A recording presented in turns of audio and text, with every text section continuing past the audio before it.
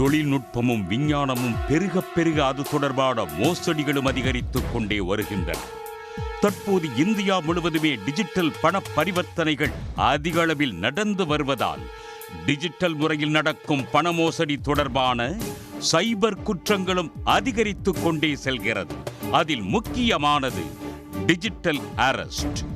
ஒரு திருட்டு கும்பல் முகமூடி அணிந்து வீட்டின் பூட்டை உடைத்து கொள்ளையடிப்பதைப் போல் இணையத்தை பயன்படுத்தி உலகத்தில் எங்கேயோ ஒரு மூலையில் இருந்து கொண்டு ஒருவரை ஓர் அறைக்குள் சிறைப்படுத்தி கொள்ளையடிப்பதுதான் இந்த டிஜிட்டல் அரெஸ்ட்.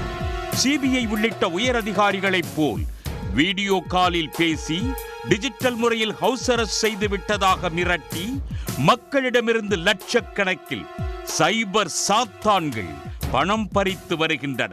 அப்படி ஒரு மோசடியில் சிக்கி பெங்களூருவைச் சேர்ந்த பெண் ஒருவர் 2 கோடி ரூபாய் பணத்தை இழந்திருக்கிறார். நியூ திப்பச்சந்திரா என்ற பகுதியில் பெண் ஒருவர் 10 வயது மகனுடன் வசித்து வருகிறார். கடந்த ஜூன் மாதம் 19ஆம் தேதி ப்ளூ டாட் கூறிய நிறுவனத்திலிருந்து பேசுவதாக ஒருவர் தொடர்பு கொண்டிருக்கிறார். போதைப் பொருள் அடங்கிய பார்சல் ஒன்று உங்களுடைய ஆதார் எண் முகவரியை பயன்படுத்தி அனுப்பப்பட்டிருப்பதாகவும் அது தொடர்பாக விசாரணை செய்ய மும்பை போலீசார் தொடர்பு கொள்வார்கள் என கூறிவிட்டு இணைப்பை துண்டித்திருக்கிறார். இதனால் பயந்து போன அந்த பெண் என்ன செய்வதென்று தெரியாமல் குழம்பியுள்ளார். அடுத்த சில மணி நேரத்தில் மும்பை காவல்துறையில் இருந்து பேசுவதாக ஒருவர் அந்த பெண்ணை தொடர்பு கொண்டிருக்கிறார். சர்வதேச போதைப்பொருள் கடத்தல் கும்பலோடு தொடர்பு இருப்பதற்கான வலுவான ஆதாரங்கள் தங்களிடம் உள்ளதாகவும் தாங்கள் சொல்வதை கேட்டு நடக்கவில்லை என்றால் கடுமையான விளைவுகளை சந்திக்க நேரிடும் என்றும் அந்த பெண்ணை மிரட்டி உள்ளனர். இதனால் பயந்து போன அந்த பெண்ணும் அவர்கள் சொல்வதையெல்லாம் கேட்பதாக கூறியிருக்கிறார்.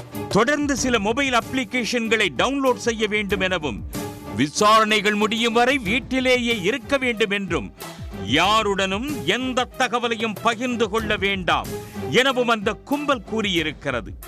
தாங்கள் விரித்த வலையில் அந்த பெண் வசமாக சிக்கிக் கொண்டதை உணர்ந்த மோசடி கும்பல் அவருக்கு 10 வயதில் ஒரு மகன் இருப்பதை கண்டுபிடித்திருக்கிறார்கள்.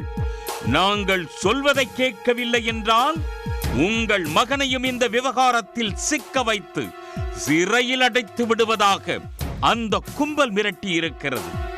இந்த வழக்கில் இருந்து விடுபடவும் நிரபராதி என நிரூபிக்கவும் முதற்கட்டமாக ஒரு குறிப்பிட்ட தொகையை உடனடியாக தாங்கள் சொல்லும் வங்கி கணக்கில் செலுத்த வேண்டும் என்று கூறியிருக்கிறார்கள்.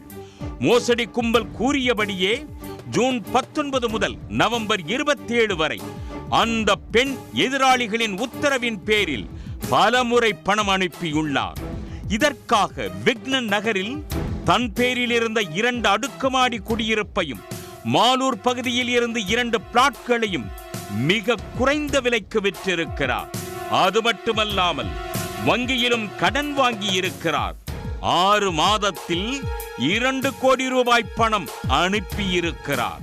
தேவையான பணத்தை கறந்து கொண்ட அந்த கும்பல் இந்த வழக்கில் அவருக்கு தொடர்பும் இல்லை என்பதை உறுதிப்படுத்தும் விதமாக அவர் வசிக்கும் பகுதியில் உள்ள காவல் நிலையத்திற்கு டாக்குமெண்ட்டுகளை அனுப்பிவிட்டதாகவும் அங்கு நேரில் சென்று கையெழுத்து போட்டு அவற்றை வாங்கிக் கொள்ளுமாறும் இனிமேல் இந்த வழக்கு தொடர்பாக யாரும் தொடர்பு கொள்ள மாட்டார்கள் என கூறியிருக்கிறது.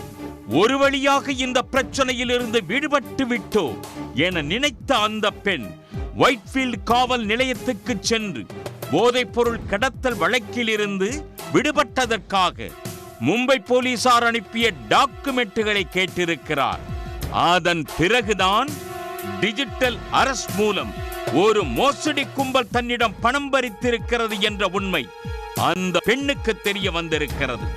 அதிர்ச்சியில் உறைந்து போன அந்த பெண் அதே காவல் நிலையத்தில் மோசடி குறித்து புகார் கொடுத்திருக்கிறார். 4 பிரிவுகளின் கீழ் வழக்கு பதிவு செய்த போலீசார் சைபர் குற்றவாளிகளிடமிருந்து பணத்தை மீட்கவும் அவர்களை கைது செய்யவும் வேலையிலும் இறங்கி உள்ளனர். உடனுக்குடன் செய்திகளை தெரிந்து கொள்ள சன் நியூஸ் பெல் ஐகானை கிளிக் பண்ணுங்க.